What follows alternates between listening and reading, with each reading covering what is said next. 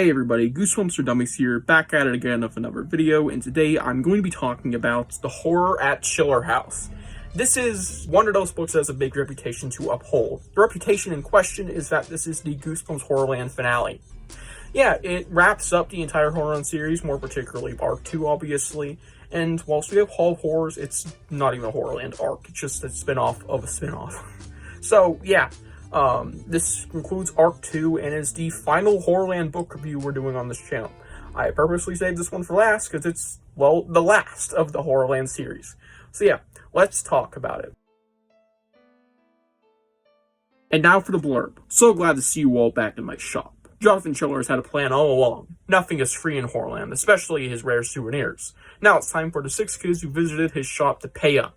And Chiller knows exactly what he wants. Players for his deadly game. Andy, Sam, Jessica, Meg, Marco, and Ray, holy crap, what a clusterfuck of characters, are trapped by Chiller's evil plot. Who is this madman? He's made sure that there is only one way to escape from Horrorland, but are they willing to pay for it with their lives? And we also have this art of all 6 horrors that have appeared in the past 6 books in the opening Chiller segments, I guess, or Horrorland segments. Which, funny enough, if you read the book, that doesn't make a lot of sense, but I'm not supposed to know that until you read the book, obviously. Let's just dive into my positives, because let me tell you, this book is actually quite good. When it comes to being a finale, this book does it way better than Panic Park. I said it. Yeah, The Horror at Chiller House is a better finale than Panic Park, and I mean that wholeheartedly. This book handles its characters better because there's way less of them. There's only 7 central characters, including Chiller, because as you'll find out, all of these motherfuckers are Chiller. So yeah, whoop-de-doo.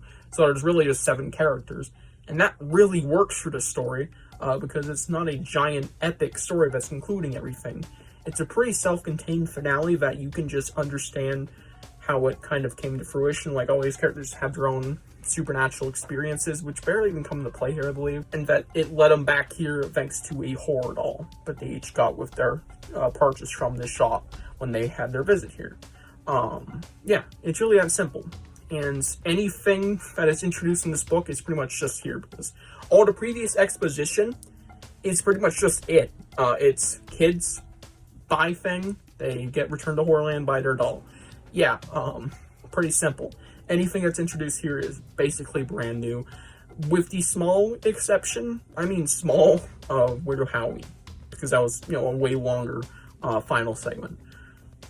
Might I add, a pretty bad book, but nonetheless, yeah, pretty well done finale for just being a solid, self-contained conclusion of this relatively standalone series. Honestly, every book can be read pretty standalone. Whilst they're all obviously leading up to it, there's nothing clearly being done per each that add to it. Just same thing with new story attached.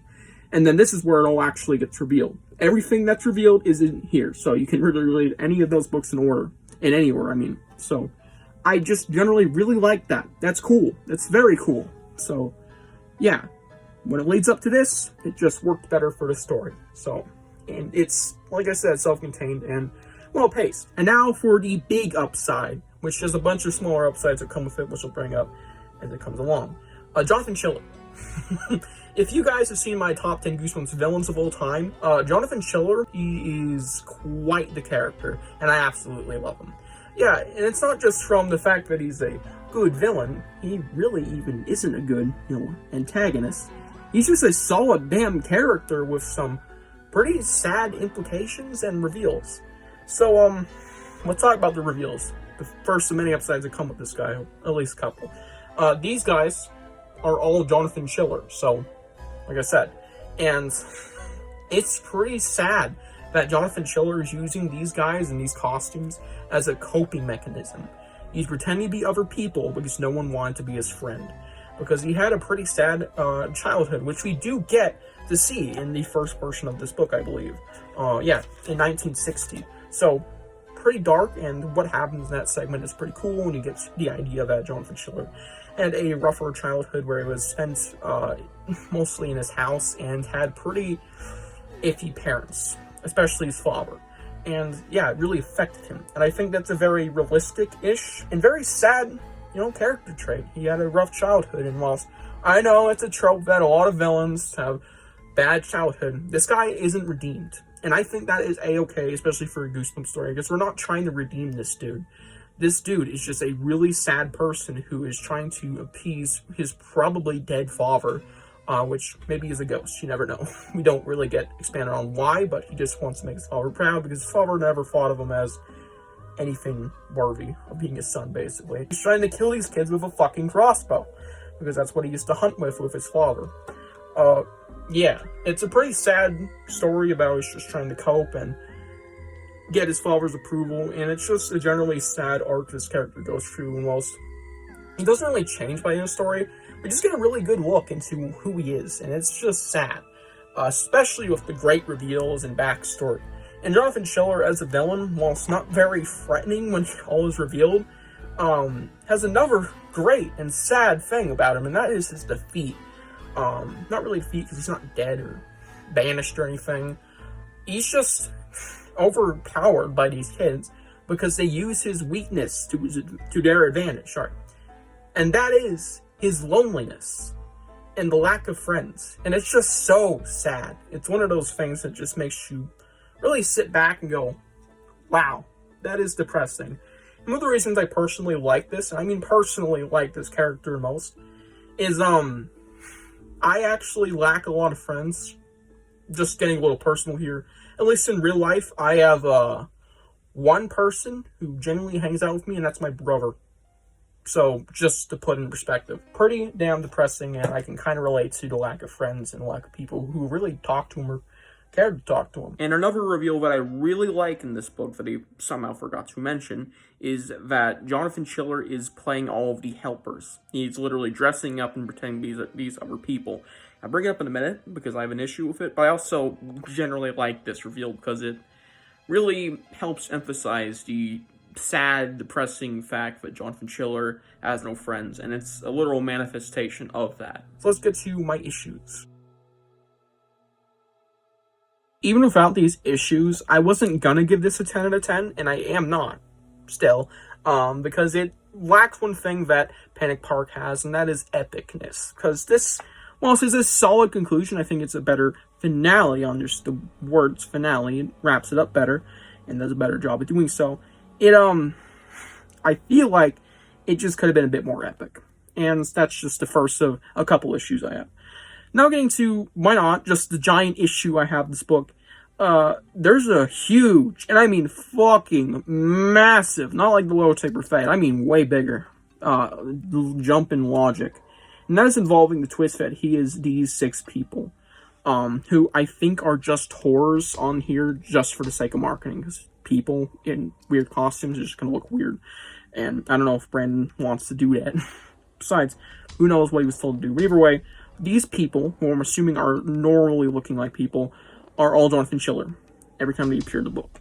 And there's so many things that just don't make sense. A, how the fuck does Jonathan Schiller travel between these places so fast to pretend to be these people? B, there is a lot of logic jumps with how the hell these kids did not recognize Jonathan frickin' Schiller, especially when they're looking out for him and scared to see him and maybe get people with crossbows. And C, Madame Doom. Madame Doom is in here, quote unquote, because it's actually Jonathan Schiller. Is he trans? Does he have a great female impression? Because they didn't know. They didn't know. They thought it was a legitimate Madame Doom, the girl, the person, the woman, the legend. And especially Chef Belcher, who literally just wears an apron and a hat. I hope clothes too, but he'd be the easiest to tell isn't who he is. They'd immediately tell it's Jonathan Schiller. Especially if these guys are whores. Which is not stated, so I'm just assuming they're not. I'm completely assuming, unless I missed something. If they are supposed to be whores, according to the back, which is probably not true, then what the fuck? Yeah, a lot of jumps in logic, and it really rubs me the wrong way. I really can't give out any other negatives besides there is some bland segments in here, which is why I bring up epicness. The Werewolf Woods bit is really it's nothing special. It comes right after the really awkward Chef Belcher thing where always that would make sense if it was Jonathan Schiller too. So it's kind of a little rougher part of the story, especially in recontextualization. And the Quicksand Beach segment wasn't very good. It was easily the second weakest of the scares or spooky bits. So yeah, that's all I have to say for negatives. Let's get to my rating.